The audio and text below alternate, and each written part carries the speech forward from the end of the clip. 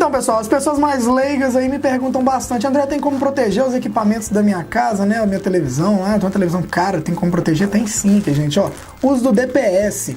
Para quem não sabe, isso aqui é um dispositivo obrigatório pela NBR 5410 em todas as instalações elétricas. Então, todo quadro de distribuição tem que ter um cara desse aqui.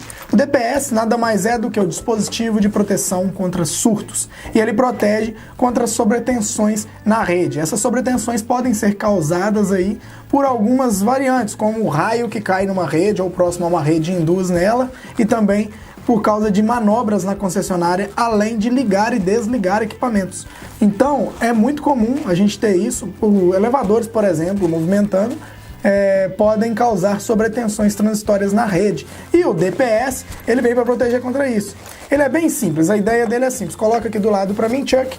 Quando você tem uma energia indesejável, ou seja, um surto chegando nesse equipamento aqui, ele monitora ele, vê que ele está errado na fase e no neutro, né, e joga diretamente para a Terra. Então, esse dispositivo, em vez de deixar a energia aí para sua casa, ele vai direcionar diretamente para a Terra todo esse surto, e aí você não vai ter nenhum risco. E os principais danos causados pela passagem de surto elétrico aí nos equipamentos é a degradação desses equipamentos, a diminuição da vida útil deles também, e com certeza a queima imediata deles, que é o que acontece muito quando cai um raio, a gente ouve aí falar que queimou. Agora eu vou dividir em 3 passos simples para você escolher seu DPS. O primeiro passo é saber qual a tensão da rede. Se entre fase e neutro for 127, utiliza um DPS 175 volts. Se a rede for 220, utiliza um DPS de 275 volts. Se a rede for 380, utiliza um DPS de 460 volts. Bom, gente, isso aí é muito simples, a gente tem que dimensionar o DPS. A classe de tensão do DPS é um pouquinho acima do que a tensão da rede, né, a tensão de alimentação. Então, de 127 a 175, 220 a 275, e aí fica fácil de dimensionar. Vou falar do segundo passo, dá uma olhada aqui. O segundo passo, ele diz sobre a corrente máxima de descarga.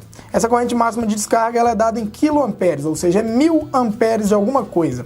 Para isso, a gente tem que observar o tipo de local onde será instalado.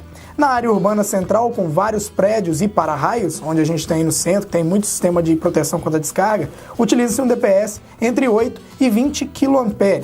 Já para áreas urbanas periféricas, ou seja, locais que têm poucos prédios e não temos para-raios, utilizamos DPS entre 20 e 40 kA, 40 kA. Já para áreas rurais ou mais afastadas das zonas urbanas, é interessante utilizarmos DPS de 65 kA ou maiores, tá? Então, gente, isso é a classificação de corrente máxima de descarga. A gente tem DPS de várias correntes aí, e a gente tem que dimensionar de acordo com o local da instalação. Deixa eu falar o terceiro passo para vocês aqui.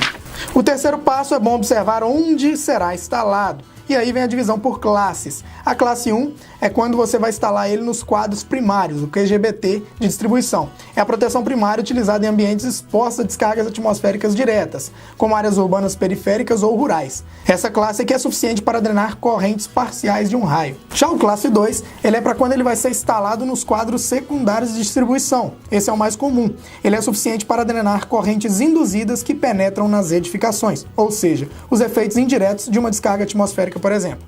E o classe 3, ele é para ser instalado próximo aos equipamentos. São utilizados para a proteção de equipamentos ligados à rede elétrica, de dados e telefônicas. E aí, meu querido, gostou dessa dica? Eu tenho uma outra dica ainda mais filé do que essa. Principalmente se você quer se tornar um eletricista profissional mais seguro e confiante, e também que vai saber fazer qualquer tipo de serviço na área elétrica. Seguinte, logo abaixo aqui na descrição desse vídeo eu deixei um link para você participar de uma aula online e gratuita comigo. Um grande abraço e te vejo lá na aula.